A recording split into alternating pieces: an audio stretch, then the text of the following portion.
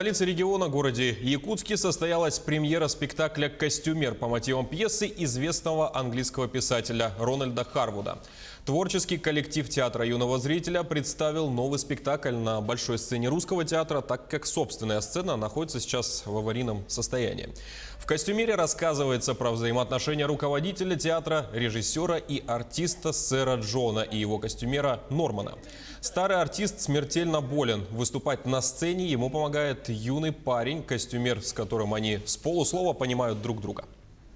Сэр Джон и Норман, они люди разные, и в театре они разную роль играют. Сэр Джон – руководитель театра, он главный артист, режиссер театра, он как бы столб театра, а Норман – его костюмер. Он исполняет его прихоти, он исполняет свою работу добросовестно, и он также патриот своего дела, своей работы, своего театра.